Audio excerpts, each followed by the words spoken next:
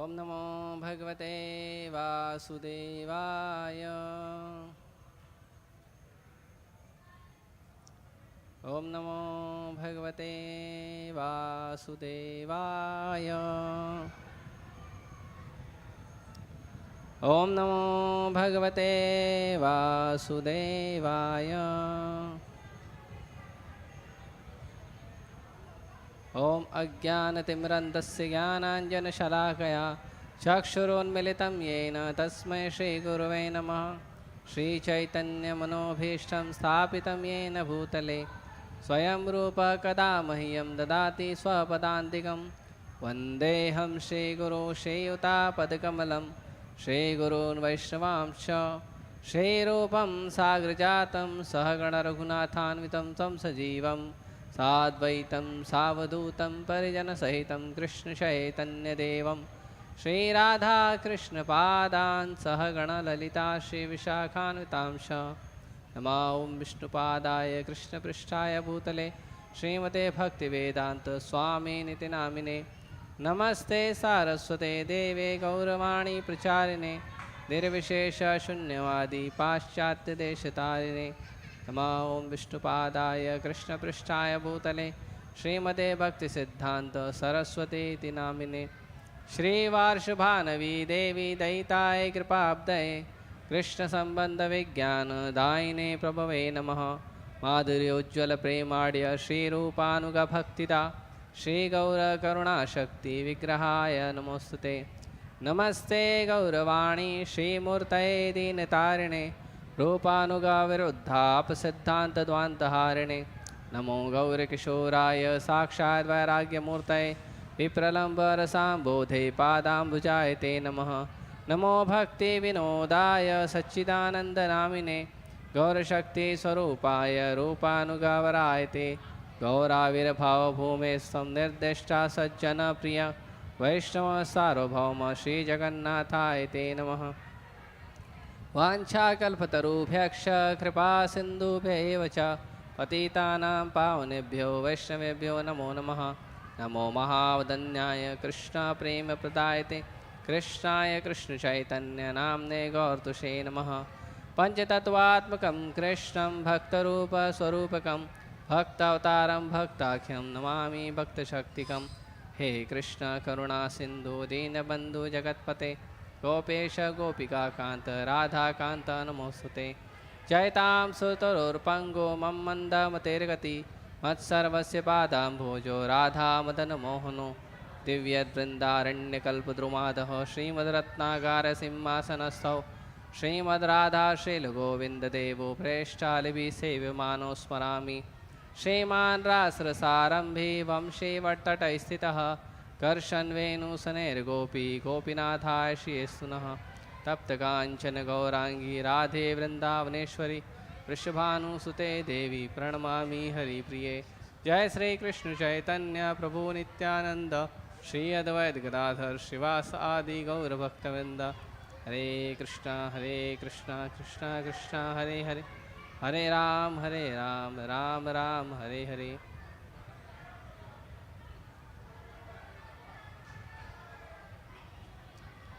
हरे कृष्णा। भक्तों से निवेदन है कृपया आवाज ना करें।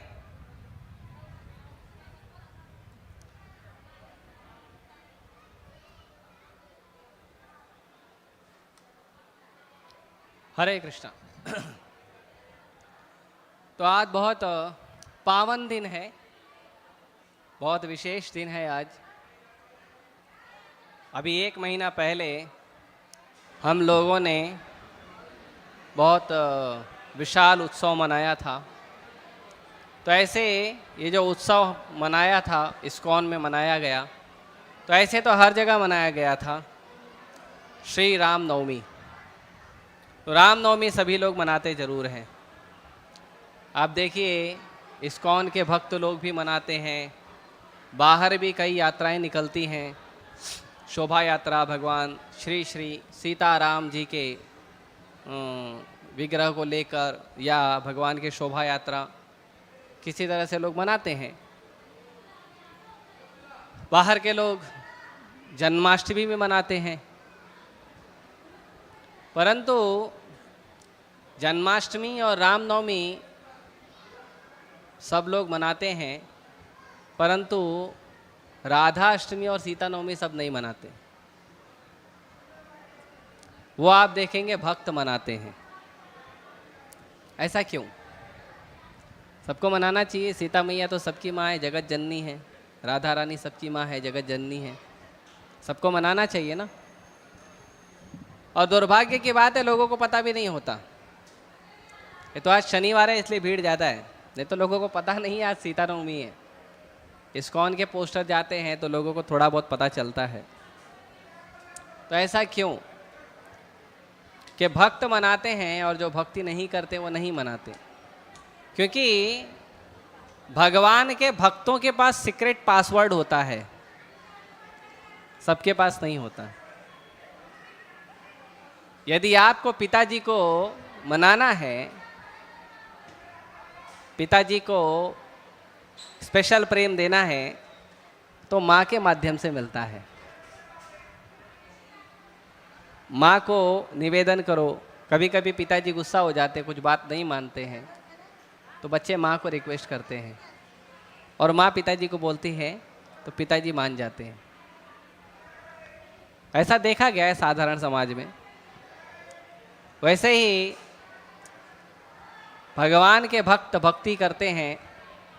श्रील प्रभुपाद जी कहते हैं कि जो राधा रानी है या सीता मैया है, ये कौन है? भगवान की शक्ति हैं, भगवान की सबसे उत्तम भक्त हैं। कभी कभी कुछ पूछते हैं लोग, ये राधा रानी कृष्ण के साथ क्यों रहती है? क्योंकि कृष्ण हमेशा अपने भक्तों के साथ रहते हैं और किसी के साथ नहीं रहते, और राधा रानी जैसी भक्त और कोई नहीं है, इसीलिए कृष्ण राधा रानी के साथ रहते हैं। और ये जो हरे कृष्ण महामंत्र आप सभी जानते हैं, जिसका प्रचार स्वयं भगवान श्री चैतन्य महाप्रभु ने हमें, ये महामंत्र गोलोक वृंदावन का जो मंत्र है वो हमें लाके दिया है। तो महामंत्र के बारे में आचार्यगण कहते हैं, गोलोकेरा प्रेमधन हरि नाम संकीर्तन। यह हरे कृष्ण महामंत्र क्या है? ये गोलोक वृंदावन का है मंत्र है। यह ऐसे नहीं कोई साधारण मंत्र है, कुछ नामों को जोड़कर बना दिया गया है। ये वो मंत्र है जिससे भगवान के भक्त भगवान का गुणगान जो है वो गोलोक वृंदावन में भी करते हैं। तो इसीलिए हम सब चैतन्य महाप्रभु के द्वारा दिया गया ये जो महामंत्र है, इसका जप करते हैं, इसी का कीर्तन करते हैं, इसी से भगवान को गुणगान करते हैं। हरे कृष्णा कृष्णा कृष्णा हरे हरे, हरे राम राम राम हरे हरे। तो ये जो मंत्र है, इस मंत्र का क्या मतलब है? हर मंत्र का कोई ना कोई मतलब होता है। तो हरे कृष्ण महामंत्र का क्या मतलब है?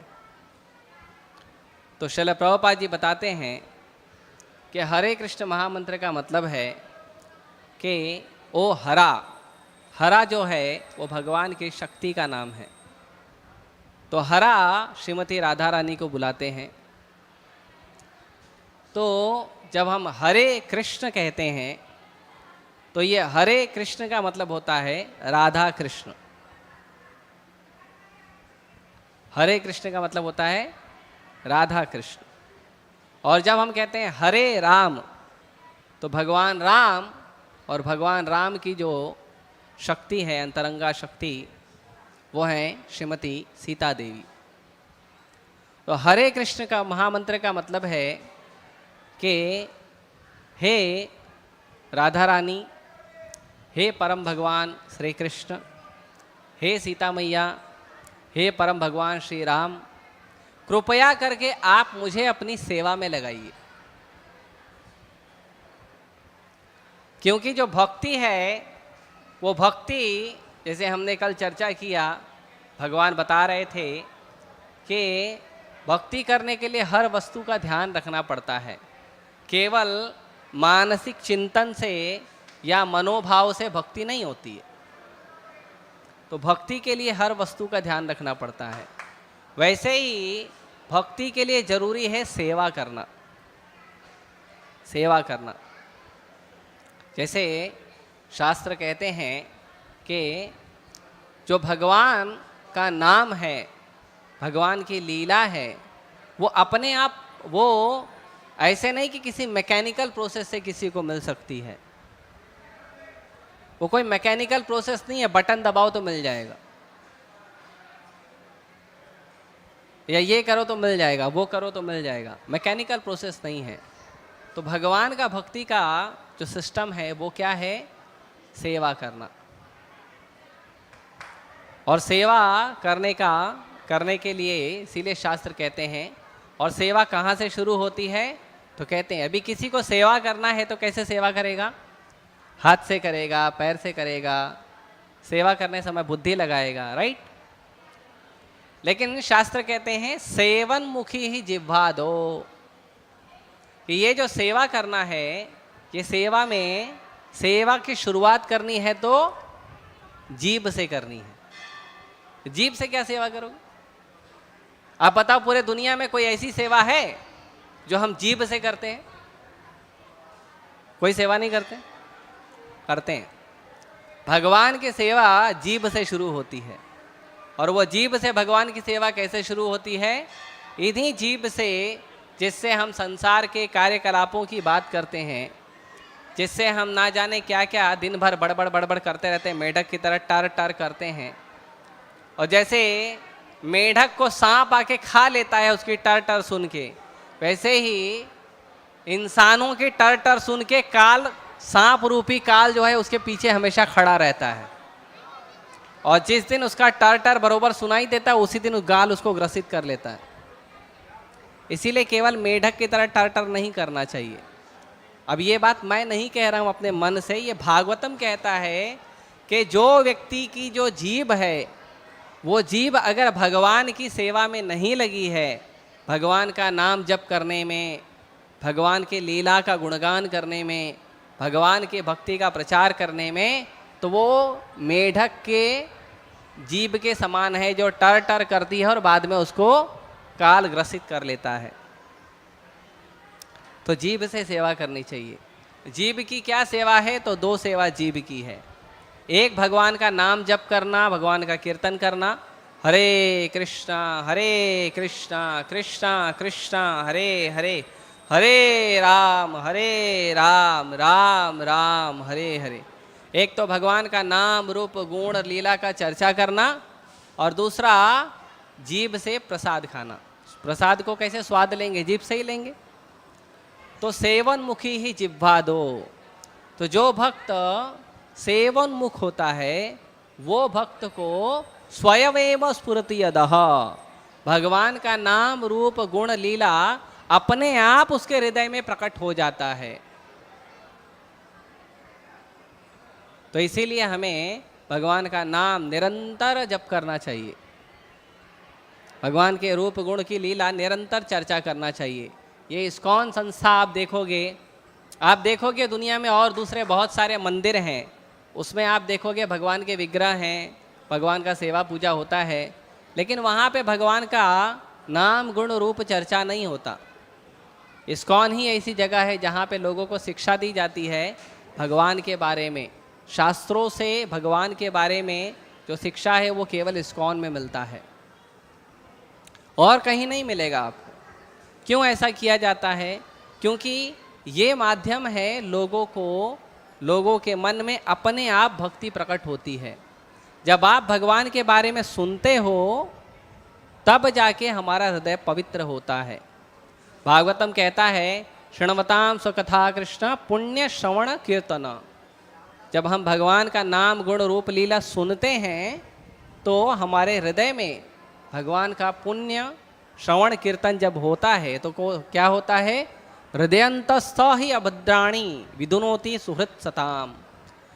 जब भगवान का नाम गुण रूप लीला हम सुनते हैं तो हमारे हृदय में जितना भी अभद्र है, जितना भी अमंगल है, जितना भी अनर्थ है, वो सब क्लीन हो जाता है, साफ हो जाता है। इसीलिए तो ये जो हरे कृष्ण महामंत्र है, ये हरे कृष्ण महामंत्र में भगवान राधा कृष्ण और सीताराम इन दोनों का हम गुणगान करते हैं, दोनों को बुलाते हैं। कभी कभी कुछ लोग आरोप लगाते हैं तुम हरे कृष्ण वाले तो खाली कृष्ण का भक्ति करते हो, राम का नहीं करते हो। तो उनको हम कहते हैं इस्कॉन जुहू में आओ, भगवान राम का दर्शन करो। हाँ, तो भगवान राम की लीलाओं में सबसे जो मुख्य भूमिका है वो है माता सीता का। माता सीता की बहुत महत्वपूर्ण भूमिका है, और माता सीता ने जो भगवान राम की लीलाओं में, भगवान राम की लीलाओं को सहयोग करने के लिए जो भूमिका निभाई है वो बहुत शिक्षाप्रद है, बहुत शिक्षाप्रद है कि हमें उनसे कैसे सीखना चाहिए। और सीता माता का तो जन्म है, अभी आज सुबह देवकी नंदन प्रभु लेक्चर दिए थे, तो प्रभु जी ने बहुत सुंदर रूप से बताया था सीता माँ के आविर्भाव दिवस के बारे में। मैं थोड़ा थोड़ा चीज़ों को स्पर्श करूँगा क्योंकि समय कम है। तो सीता माता का जन्म कैसे हुआ था, तो एक बार जनकपुरी में अकाल पड़ गया था। जनकपुरी में अकाल पड़ गया था, और वो अकाल कितने दिन के लिए पड़ा था? अकाल मतलब बारिश नहीं हुई थी, सूखा पड़ गया था। कितने दिन के लिए अकाल पड़ा था पता है? कितने साल के लिए? 11 साल के लिए। 11 साल बारिश नहीं हुई थी। अब आप सोचिए, किसी भी राज्य में या किसी जगह पे अगर 1 साल बारिश नहीं होती है तो कितना सिस्टम बिगड़ जाता है। लेकिन जनकपुर में उस समय 11 साल वर्षा नहीं हुई थी,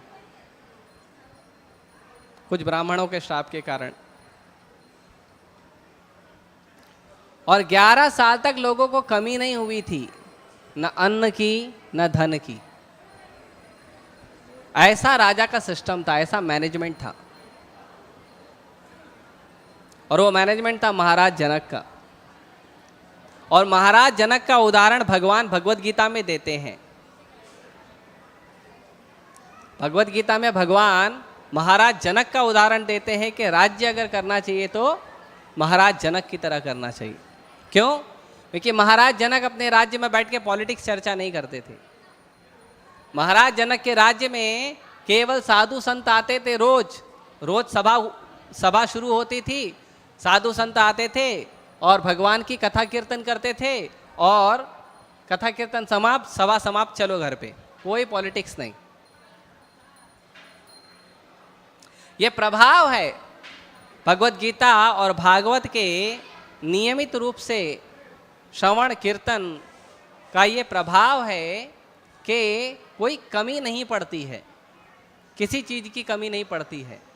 और जहाँ भगवान का कीर्तन हो वहाँ पे कैसे कमी पड़ेगी? जहाँ भगवान का कीर्तन होता है वहाँ तो सारे देवी देवता आशीर्वाद देते हैं कि कोई कमी नहीं पड़नी चाहिए, बैठ के कृष्ण कथा सुनो। तो 11 साल तक जब अकाल पड़ा तो 11 साल के बाद कुछ कुछ कमी जो है अनुभूति होने लगी कि कुछ कमी है, पानी की कमी होने लगी कुछ कुछ। तो महाराज जनक ने अपने जो उनके राजगुरु हैं उनको पूछा कि इसका निवारण कैसे किया जाए, क्यों वर्षा नहीं हो रही है। देखिए, अगर बारिश नहीं होती है तो इसका दोष है राजा का। अगर अन्न की आपूर्ति नहीं हो रही है तो ये दोष है राजा का। जो राज करने वाला राजा है वहाँ का, उसके कारण नहीं होता है। राजा जितना साधु स्वभाव होगा, भगवान का भक्ति करने वाला होगा, उतना ज़्यादा प्रचुर मात्रा में लोगों को अन्न धन मिलते रहेगा। और राजा जितना पापी होगा उतना ज़्यादा नुकसान भोगना पड़ेगा राजा के साथ जनता को। इसलिए बंगाली में कहावत है कि राजा के पाप का भुगतान प्रजा को भी करना पड़ता है। इसीलिए राजा ऐसा चुनिए जो राजा धार्मिक हो या भक्त हो। ठीक है, अपनी छोटी छोटी इच्छाओं की पूर्ति के लिए राजा को नहीं चुनना चाहिए, क्योंकि छोटी छोटी इच्छाओं की तो पूर्ति हो जाएगी लेकिन वो बड़ी बड़ी ज़रूरतें पूरी नहीं होगी। तो महाराज जनक ने पूछा तो उन्होंने कहा कि ऐसा कुछ नियम उन्होंने शास्त्रों से बताया कि राजा को हल जोतना पड़ेगा। राजा जब हल जोतेगा, जहां भी हल रुकेगा वहां पे राजा दान दक्षिणा करेंगे। और एक समय अगर ऐसा आया जहां पे हल आगे ही नहीं बढ़ रहा है दान दक्षिणा करने के बाद भी, तो क्या करेंगे, फिर उस जगह को खोदा जाएगा। तो इस तरह से प्रयास किया गया। महाराज जनक शुरू किए, जहां भी हल रुकता था दान दक्षिणा करते थे। फिर कुछ समय बाद फिर आगे खींचते थे, फिर हल आगे चलता था। एक जगह हल आके रुक गया, आगे ही नहीं बढ़ रहा था, तो वो जगह को बोले खोदो। तो वो जगह को जब खोदा गया तो उसमें से एक मटका निकला, और उस मटके में बहुत सुंदर सी एक कन्या प्राप्त हुई। तो जो हल का आगे का हिस्सा होता है जो जमीन में खोदा जाता है, उसको सीत कहते हैं। इसीलिए वो सीत के जोतने से वहाँ पे जो छोटी सी बालिका प्रकट हुई, उसका नाम पड़ा सीता। तो इसीलिए सीता मैया का नाम सीता है। तो इस तरह से बाद में सभी जानते हैं स्वयंवर हुआ। स्वयंवर में सीता मैया का जब हुआ तो बहुत सारे पूरे संसार के बड़े बड़े राजा लोग आए थे। राजा नहीं, राजकुमार लोग आए थे, विवाह की इच्छा करने वाले। तो माता सीता बचपन में एक बार कुछ गेंद खेल रही थी और वो गेंद पेड़ पे जाके अटक गया। छोटी सी थी, उसको कैसे निकालें। तो बच्चे जानते हो, बच्चे कुछ भी वस्तु दिखती है तो उसको अपने काम में लगा लेते हैं। और सीता मैया बहुत छोटी सी थी, तो वो जो धनुष रखा था भगवान शिव का महाराज जी के राज दरबार में, वो धनुष को माता सीता बाएं हाथ से उठा के लेके आई और उससे बॉल को निकाला। बॉल या कुछ वस्तु होगा, खेल रही थी मैया माता सीता अपने सहेलियों के साथ। तो उससे उसको निकाला और धनुष ले जाके रख दिया।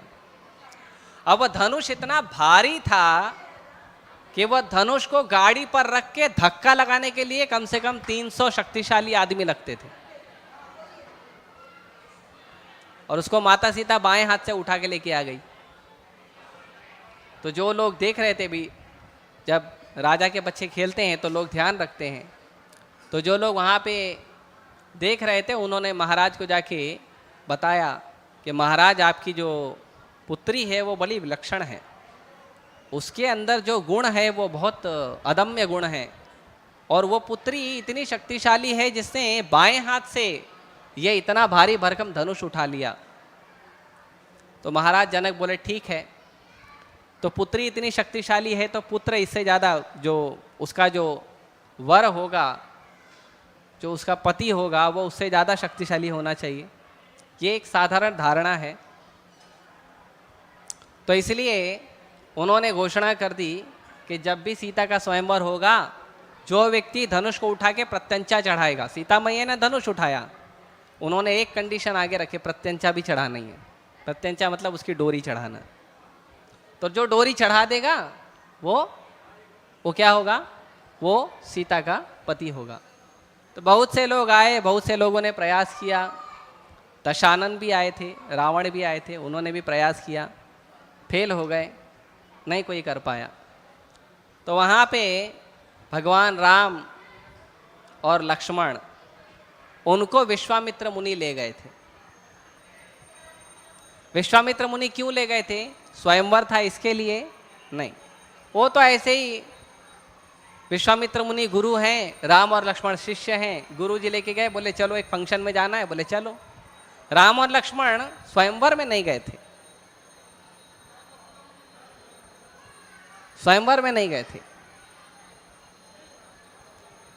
तो जब वहां पहुंचे और ये सब हो रहा था, तो जब कोई उठा नहीं पाया, अब राम और लक्ष्मण ने तो पार्टिसिपेशन फॉर्म भरा नहीं था, उन्होंने तो बताया नहीं था कि हम इसको स्वयंवर में आए हैं, तो उन्होंने उठाया नहीं।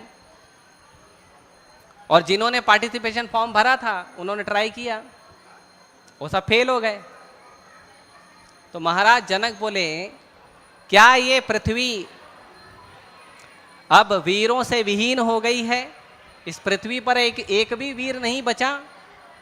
और जितने भी, जब सारे के सारे राजा, सारे के सारे जो वहाँ पे आए थे राजकुमार जो धनुष उठाने के लिए, जब सब हार गए तो सब महाराज जनक को बहुत बुरा भला बोल रहे थे कि ये कोई शर्त होती है क्या? ये कोई कंडीशन होती है? अपनी पुत्री का ब्याह नहीं करना है तो मत करो, पर ऐसा कंडीशन क्यों रखे कि कोई पूरा नहीं कर सकता? और भगवान शिव का धनुष कौन उठाएगा? तो दो ही लोग उठा सकते हैं, एक तो भगवान शिव, एक तो शिव के स्वामी। और कौन उठाएगा?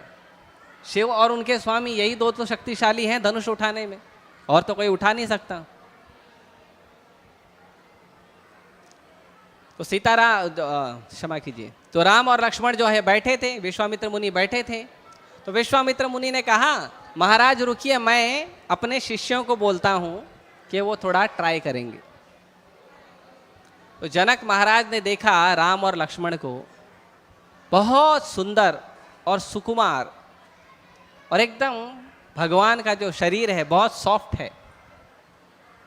तो महाराज जनक बोले, इतने सब जिम करके बॉडी वॉडी बना के आए हुए राजकुमार लोग उठा नहीं पाए, और ये दो छोटे से सुकुमार क्या उठाएंगे धनुष को?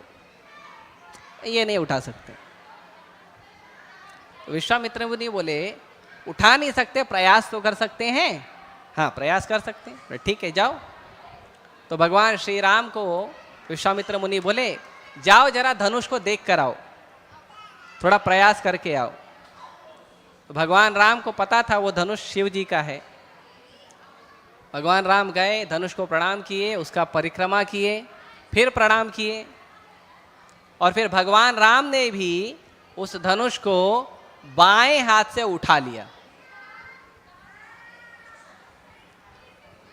तो शास्त्र बताते हैं कि भगवान राम ने उस धनुष को कैसे उठाया, तो कहते हैं जैसे एक छोटा हाथी का बच्चा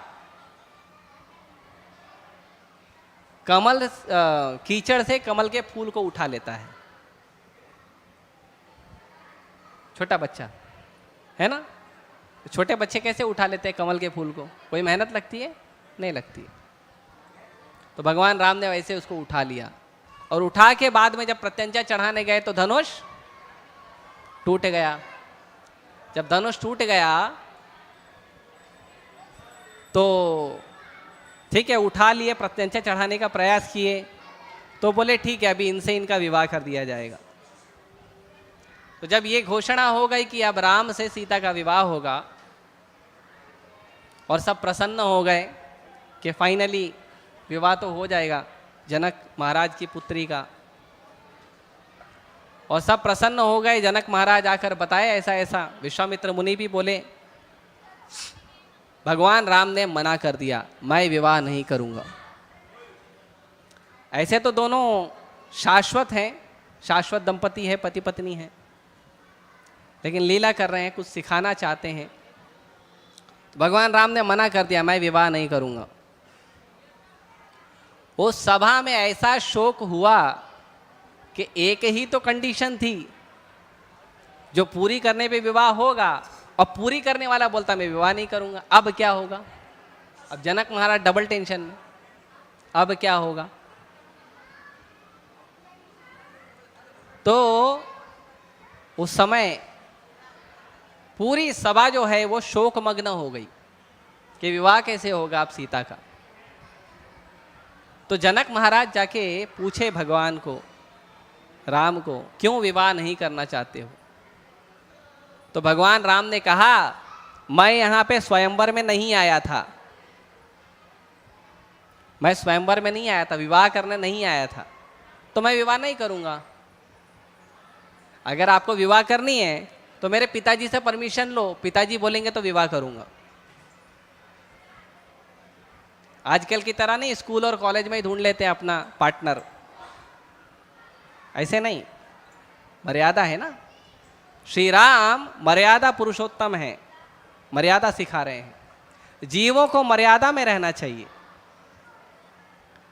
पूरी सभा शोकमग्न थी, एक व्यक्ति बहुत प्रसन्न हुआ, बहुत अप्रतिम। कौन हुआ होगा?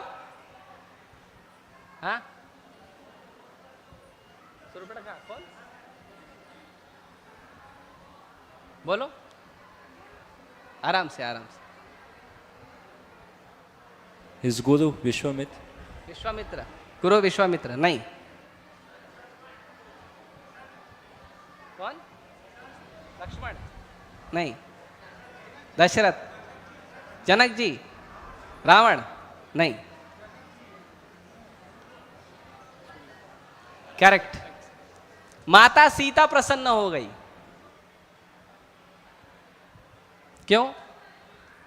क्योंकि माता सीता एक ऐसा वर चाहती थी जो व्यक्ति साहसी हो, बलशाली हो और नियंत्रित हो, सेल्फ कंट्रोल हो। किसी भी स्त्री को देखकर उसके मन में दुर्भावना नहीं आए।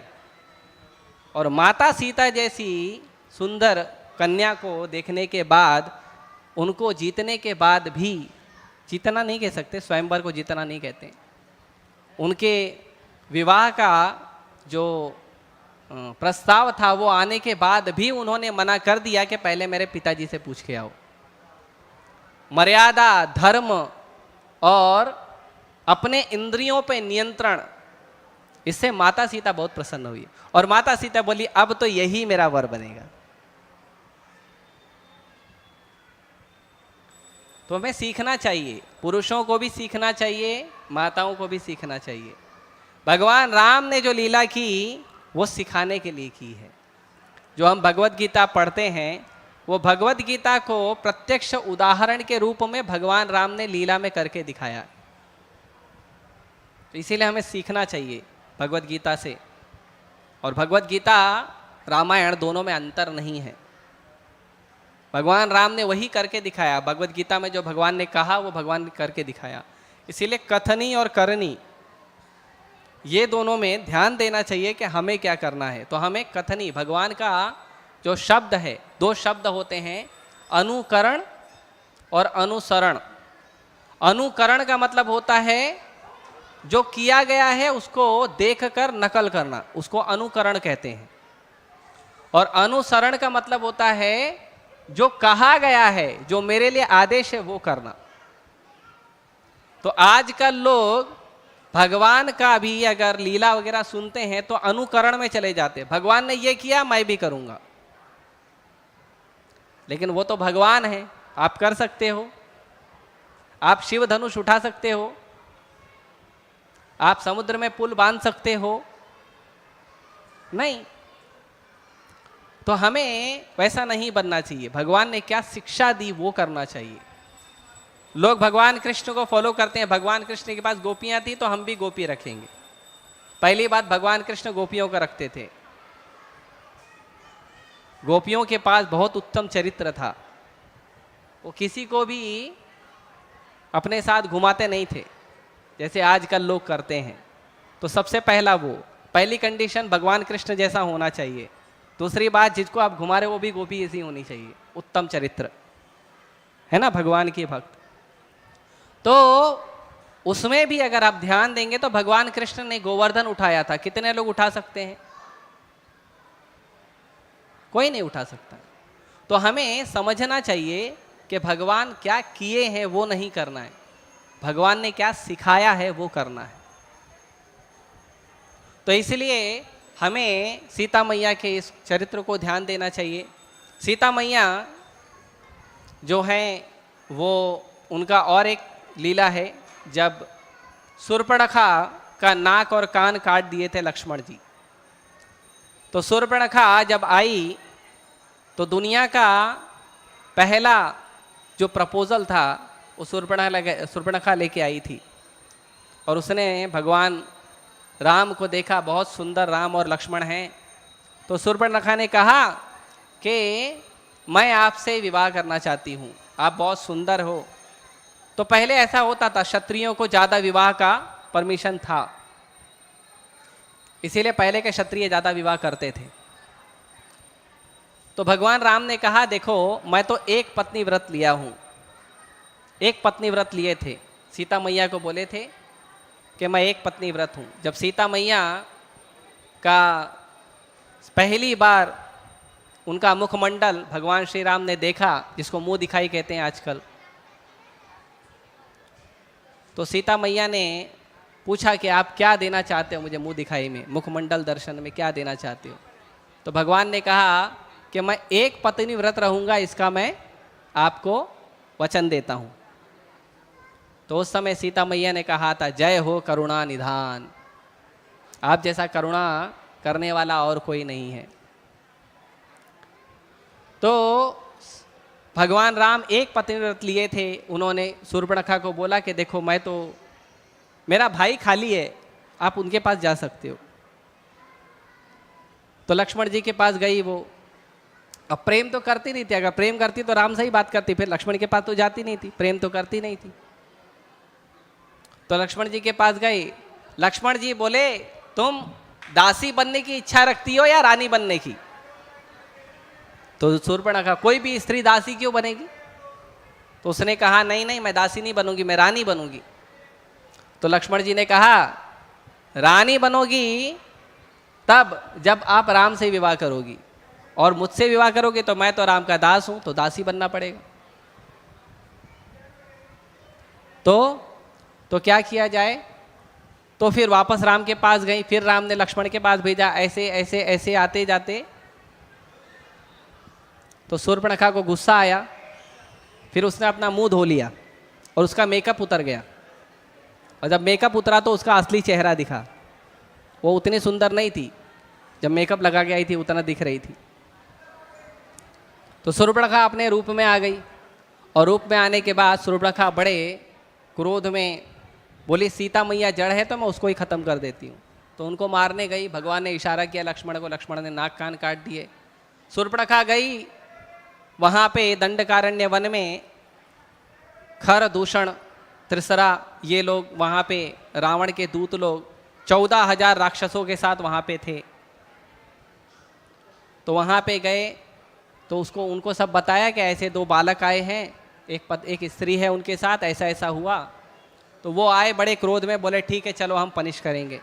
पनिश करने के लिए वो आए, और आने के बाद उन लोगों ने भगवान राम को ललकारा और भगवान राम के साथ युद्ध हुआ। भगवान राम लक्ष्मण को बोले, सीता मैया को अंदर ले जाओ, मैं अकेले युद्ध करूंगा। तो भगवान युद्ध किए।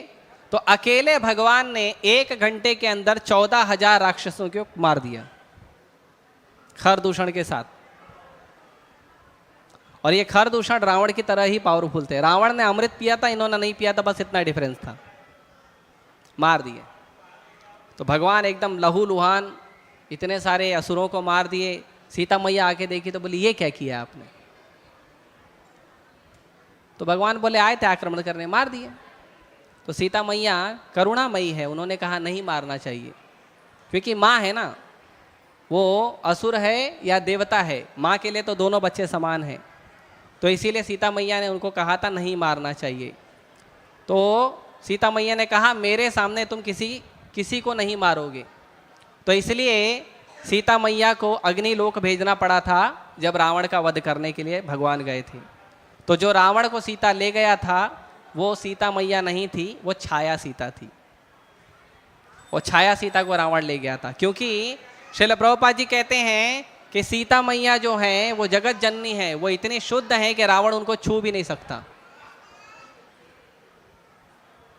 तो सीता मैया परम पवित्र हैं, और उनके कई जो कथाएं हैं, हमने छोटी सी तो बातें रामायण से सीखने का प्रयास किया।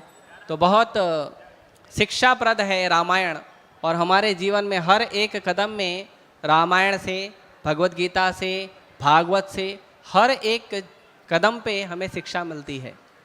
ये झूठ मूठ का मोटिवेशन स्पीकर देखना और बाकी यहाँ वहाँ से सीखने से कुछ नहीं मिलने वाला। आपको आदर्श जीवन जीना है तो आदर्श लोगों का पालन करिए, और आदर्श जीवन जीने के लिए आपको, आदर्श लोगों का जीवन जानने के लिए आपको भगवत गीता, भागवतम, रामायण, महाभारत इसको पढ़ना चाहिए। इसको पढ़कर हमें सीखना चाहिए।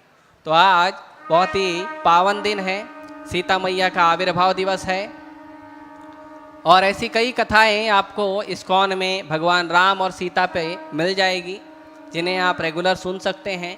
आप इस्कॉन मंदिर आइए, सुबह में भागवतम क्लास होता है, शाम को गीता क्लास होता है, जिससे आप ऐसी बहुत सारी शिक्षाएं अपने जीवन में सीख सकते हैं।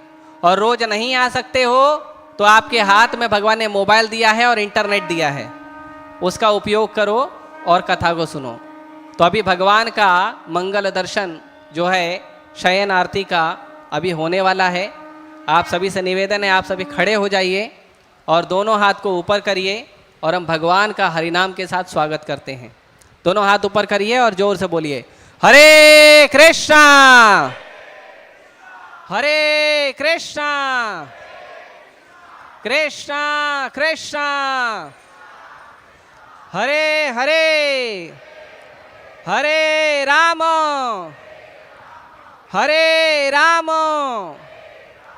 राम राम हरे हरे। जय श्री श्री राधा रास बिहारी ललिता विशाखा गिरिराज गोवर्धन के, श्री श्री सीताराम लक्ष्मण हनुमान के, श्री श्री गौरताय के, श्री सीता नवमी महामहोत्सव के, श्रील प्रभुपाद के। हरे कृष्णा।